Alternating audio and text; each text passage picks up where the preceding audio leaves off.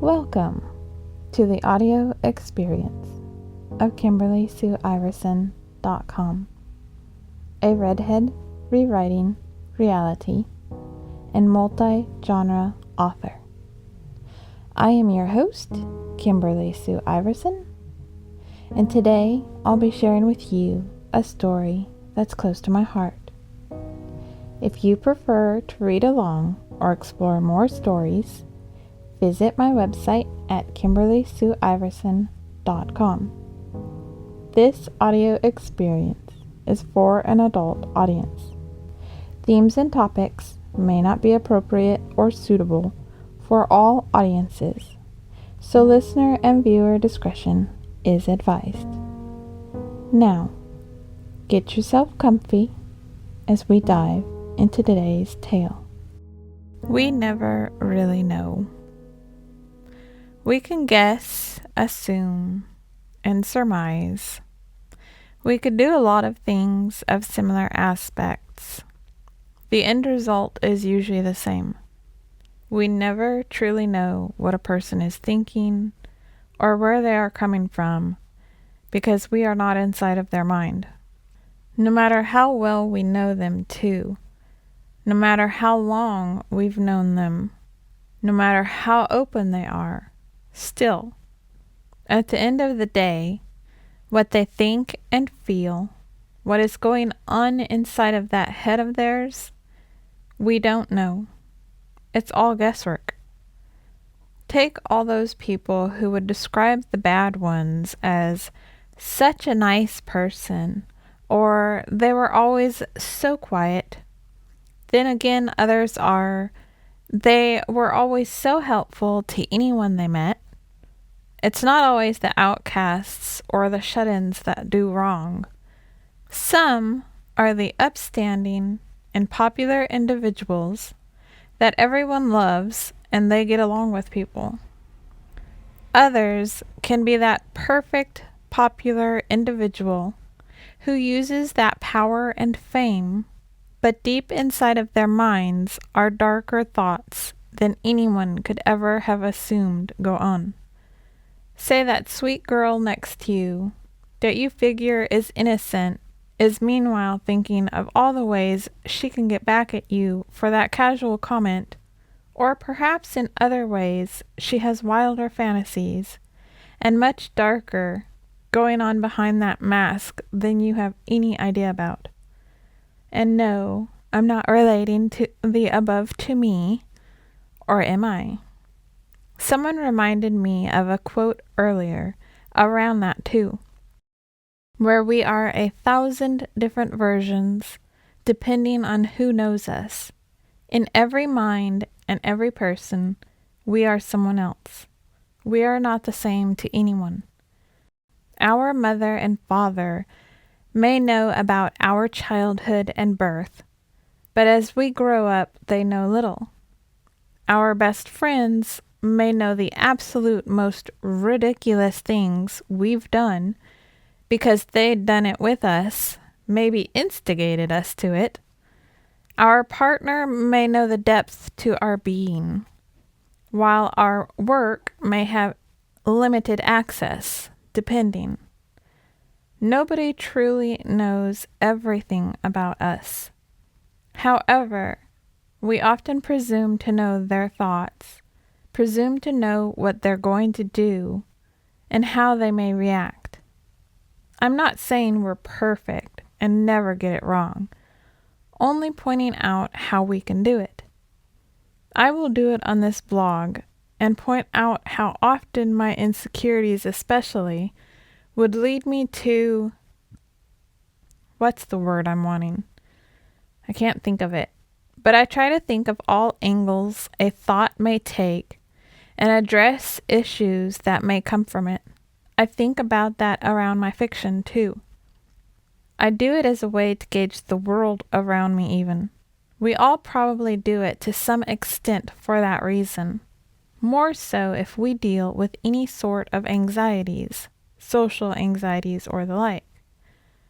For me, I've mentioned how I do it in my work, because it allows me to come at those ideas and the circumstances my characters find themselves in from many different angles, because it helps me to figure out what they're thinking or how they may react. It can also be not so good, though, because some of the characters are tough to do that with. I always have Dakota come to mind first.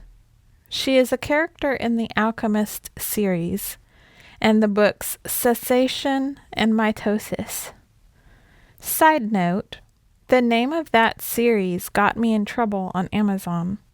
Whoever looked at the series page marked it as a violation, and I had to remove it. They didn't notice series, not book. Not me trying to copyright anything. Think that's what the issue was, but I wasn't allowed to voice feedback on it. I never noticed that because I equated it to my character being an alchemist, so didn't see the resemblance to The Alchemist novel. So if you don't find that one series page, it's because they threatened me with account loss if I didn't remove it, and did lock me out until I wrote an apology letter to them, which is copy and paste stuff. Dakota utterly hates children. Like, hates them. As far as she's concerned, they are vermin. It's how she talks to the little boy in those books. So having to delve into a character's mind like that to understand their thoughts and understand where they are coming from, my gosh, that can be a real struggle, and not in any way, shape, or form fun. Although I say it's not fun, but for how much I don't like her, there is something amusing too. I love children, so that's for me where it can be hard. But she is so wacky and strange too, that it's a challenge to delve into her mind. Even as a writer who is able to be in the minds of characters, even I, at times, have no idea what they are thinking, because they might suddenly close up shop and be like, "Nah, fool, we're not talking right now." I've mentioned it before on my post around story creation recently. The title for that one is Am I Ahead? Not Even Close, and a short, where I had and have a character named Stone who loves to clam up. So what I have to do sometimes, or did when I was creating him, was to go around him. I had to talk to others about him, not just ask him direct interview questions, as I often do to spur thoughts and ideas. As I do also to figure out who the character is. Because what I do is ask questions which are random.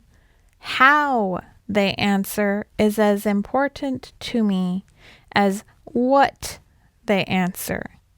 Example, I will show you exactly what happens when I do this, so be prepared for this to be a little funky to understand if you're not a writer. Say I'm interviewing a character like Stone. We're going to force Stone out of my subconscious right now, and he is not going to be a happy man. Let's have some fun. We're going to flip a light on. I will describe to you what I see. This is going to reveal him without asking him direct questions and getting in his head. Stone is owning a chair as he sits there. He's claiming it. He's not pacing around the room. I currently have him in my head. His arms are crossed. He is glaring at me, and not in a "this is uncomfortable" way. He is literally staring at me like he is about to break me in half. A low rumble of a growl is coming from him. He's not an animal. He's a strong fighter. As I said, he is not going to be happy. I am not working on his world, and he isn't wanting to come to play. Stone is sitting in one of those chairs you use at assemblies, one of those small metal ones. The room is dark around him, black. That too says a lot. He's got an overhead spotlight on him, wearing a black tank and black pants. Almost military-like, tight. So he has a bunch of muscles, and he's hardcore. Same with his boots. I see a splotch on his boots, the tip. It's blood. This is telling me he's been in a situation that involved that. His shirt doesn't look crisp and clean. So again, it tells me about his character, and I'm in his head without being there. He's leaning back in the chair, and as I said, owning it, claiming it. He's not leaning forward in a concern or attack mode. His legs are spread wide, relaxed, but I get the sense not to push. That again tells me about who he is as a character. The thing is, I'm being scrutinized and read as I have him sit in this little figurative space in my head. He is waiting and daring me to try to ask him a question he does not want to answer. But I know one subject that will open him up, but again, I don't dare touch it. That's Ellie. She is his world, his sunshine, his everything. So as this monster of a brute sits there, daring me to ask him a question, making me feel nervous, I am in his head with that. I am seeing that this is a character of strength and intelligence, cunning and not one to be underestimated. Knowing Ellie as my female lead and his attention on her, I also see into that mind and heart that it's a place he wants nobody to know, or he'll come across as weak, which again goes to his character. Why would someone like him, capable of destroying a person with one punch, his knuckles are scarred and raw from a fight recently, and with such strong hands worry over coming across as weak? Because something in his past led to it. Because either he was raised to believe that was a weakness, or went through something that made him feel it himself. My mind completely shut off. Well, thanks, Stone. Always a pleasure. Not that. That is how I learn a character's mind and get inside of them without asking questions, without attempting to know them, but yet from that, I do know them. I just went into free exploration mode with it. I still see him slightly, but he's drifting off into that shadow of my mind once more. And it's not as strong, because Stone does not wish to play this game anymore. So as I said, even as a writer, there are limits. What happened just then? That was the muse coming to life and exploring that character, showing me the character, but for me and with experience, he was alive and breathing and I truly feel him fading out of my mind. He has shut it down. So, he is a person who likes to control. When I say let the muse play, when another author talks about their characters as if vibrant and real, they are. There's a part of us inside that has made them completely real. Stone is as real to me as another in my head may be who is real, like my father. I also do feel that sensation of the character, so that takes Stone in this instance. It allows me to get into his head without getting into it necessarily. It also just hit me when it happened as I write that. Did you happen to notice when I got shut out? The moment I began to see into his past and that vulnerability aspect came up, the moment I began to delve along that connection to Ellie or use her inside to attempt to learn more about him and describe him, connection snapped. I lost my train of thought. And he is somewhere deep inside of that darkness with barely any light now. He's in shadow more than light, as if daring me to push again. Because he cannot completely fade out of me as a very active character, but he has removed himself for now. Which says he is also very protective over his past and who knows it. And he is very protective over anything around Ellie. Without delving into his mind, without seeing through his eyes, I see him. I see around him. I see the clothes and those mannerisms, and I see the tone and hear the rumble of a threat. I don't have to know his thoughts. I don't have to see into his mind. I don't have to delve that much. I simply have to observe him. But even with him, I'm still learning about him. By the way, if you want to know Stone and where he currently lurks, he is playing in the Guardian of Life world. We do that so much with people too. We observe, we take in. We don't know why that person makes us feel off, but there's something within us that just makes us feel weird. We have no clue what they are thinking. They could be having great thoughts around us, but we sense who they are. No matter how long we have known someone, we never really know them. We can presume to guess and know their thoughts. It's often something that happens online.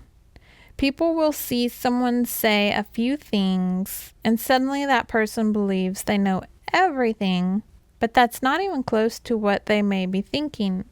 I've seen it on Twitter, or X, silly name still, a lot. People purposely mark that just because they retweet something, it's not an endorsement or agreement. But far too many will just automatically guess, oh, you believe that, I knew it. It's not just the presumption of thoughts, but that we are conundrums. We are flawed and can have so many thoughts and opinions in our minds at once. We can have two conflicting truths or believe opposing things around a topic. And it's not just that one solid core belief. Yes, people can also have solid core beliefs and values, but we can also believe many things at once. Humans are fallible and messy, and I'm not sure about you, but half the time I don't know where I'm going or when I'm coming. I have far too many thoughts going that often when someone holds a belief around me and guesses on my thoughts, they aren't always correct. I am often the exception. I'm not used to being understood all the time. I've said it before, but being seen and heard now is such a big deal for me. Yet we do it, don't we? We often believe we know what that other person is thinking. We believe we know their thoughts or what they're going to think about something, and can still surprise us that one time and go, "Whoa, I didn't expect you to react that way." I know having someone read me correctly can impress me. I had that happen recently, and I don't mean at surface level, but in a deeper way. Few people have ever got me to that degree. To the degree I learned something about myself that I didn't know. It would be very interesting to be able to read my dog's thoughts sometimes, though. Maybe I wouldn't want to know what Kona was thinking. More to come. Thank you for reading and subscribing, or listening in this case. I know how valuable your time is, so it means so much that you're here, and I'm beyond grateful you chose to spend this time with me. What are your thoughts? Engage with me and start a conversation. Just don't be rude about it. If you'd like a chance for your story to be read and featured, get in touch at storiestoried@KimberlySueIverson.com. A new episode and blog is dropped every Wednesday on KimberlySueIverson.com or on YouTube under Kimber Bites. That's KimberBites, Kimber Bites. And don't forget to check out my Ream subscription page. Another chapter is up. I am releasing Guardians of the Void chapter by chapter over on Ream right now. I will be releasing my Priestess World as well soon, long before the public gets the books. You'll be able to read the chapters as I write them and help with the world. You'll get to read extra scenes that may not make the cut either. This is still being thought out on how I will, so they haven't been posted yet, but stay tuned. Also, that world is still in progress, but I have written almost 3 books. I'm nearing the end of the 3rd one. That's the one that when you follow me on social media, if you see the updates, that's the one it's about. If I actually do some writing and get all excited, that's typically the world I'm writing in. So check out reamstories.com/Kimberly Sue Iverson. That's reamstories.com/KimberlySueIverson. reamstories.com/Kimberly Sue Iverson. That link also will be in the description box below, unless I completely forget to add it, at which point you can remind me. You better be quiet, little goober butt.